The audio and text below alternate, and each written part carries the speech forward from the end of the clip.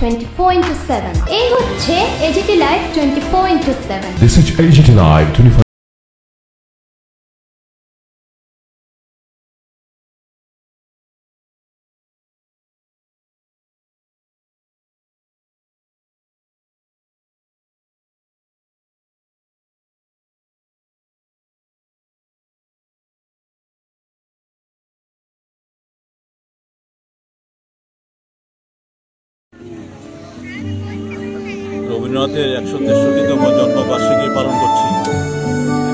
এটা আমাদের দেশে বিভিন্ন জায়গায় এবং ত্রিপুরাতেও আমরা সেটা অনুষ্ঠিত করছি।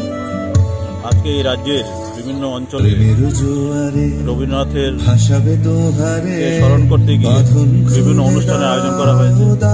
তথ্য সংস্কৃতি দপ্তরের পক্ষ থেকে রাজ্যের আগরতলা দুটি জায়গায় আজকে কবি প্রণয়ের অনুষ্ঠান আয়োজন করা হয়েছে। একটি হচ্ছে প্রভাতী অনুষ্ঠানের আয়োজন, সেটা হচ্ছে রবীন্দ্র কানন, যেখানে এই প্রভাতী অনুষ্ঠানটা অনুষ্ঠিত হচ্ছে।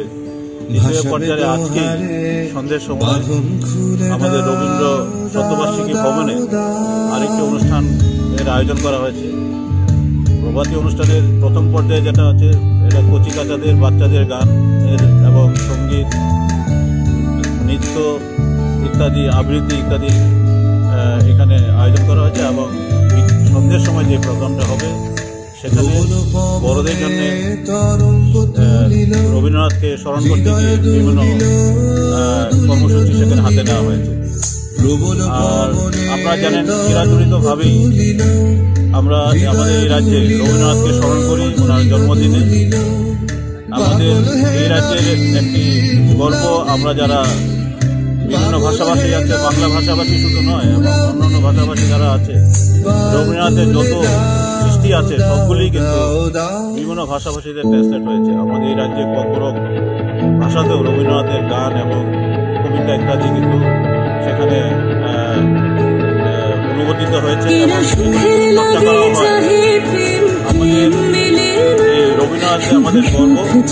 রবীন্দ্রনাথ শুধু বাঙালি নয়, রবীন্দ্রনাথ সকলের সর্বকালের শ্রেষ্ঠ কবি। ওনার যে রচনা রয়েছে এখন পর্যন্ত কোনো সাহিত্যিক কবি বা উপন্যাসী সেটাকে সারপাস করে যেতে পারে, যেটা আমাদের একটা গর্বের বিষয়। রবীন্দ্রনাথ সেই জন্যই সবসময় সেরা থাকবেন, সেরা কবি, বিশ্বকবি। এবং সঠিকভাবে আমরা আজকের এই দিনটি উদযাপনের মাধ্যমে ওনার প্রতি শ্রদ্ধাঞ্জলি জ্ঞাপন করার উদ্দেশ্যে আমরা এখানে